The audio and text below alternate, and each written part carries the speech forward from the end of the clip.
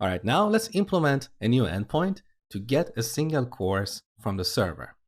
So first of all, let's change this back to courses and add the ID parameter here. Okay, now on the top, let's define an array called courses. So constant courses, we set this to an array. And in this array, we're going to have 3 course objects.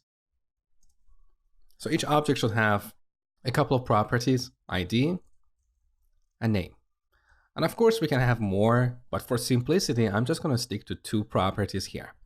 Okay, now let's duplicate this line and change the IDs as well as the name, 2 and 3. So we have 2 endpoints, one to get all the courses and the other to get a single course, right?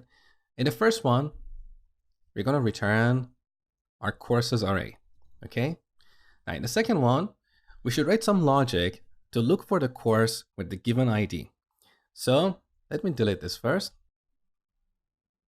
We're going to call courses.find. This is a method that is available on every array in JavaScript. As an argument to this method, we need to pass a function.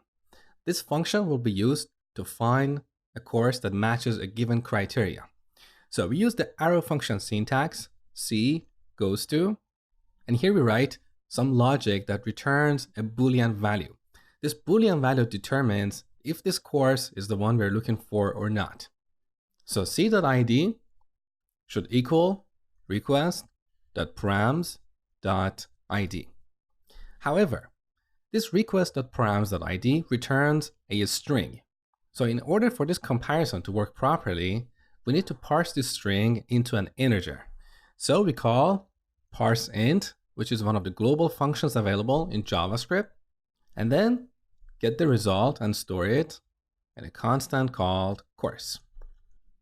Now you might be asking why I didn't use var here.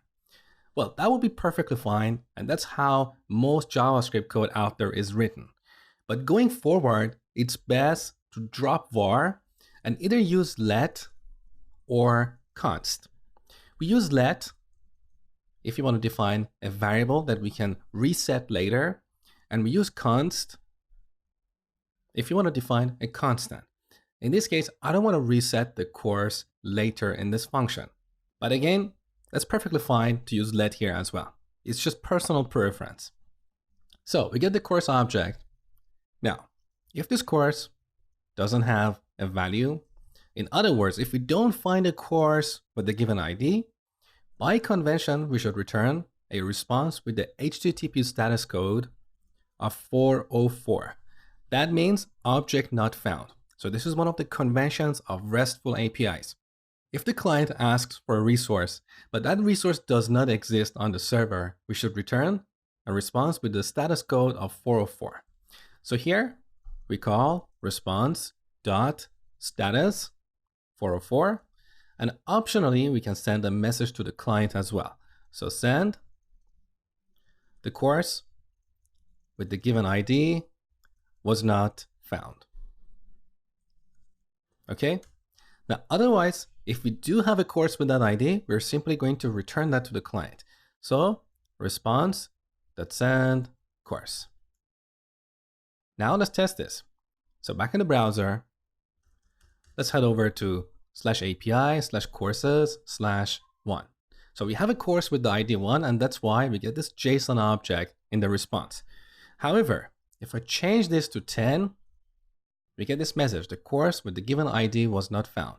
And to ensure that the status code of this response is 404, we can open up Chrome Developer Tool. So right click here, go to inspect, and then on the network tab, make sure you don't have a filter here, so select all, and then refresh the page by pressing Ctrl R on Windows or Command R on Mac.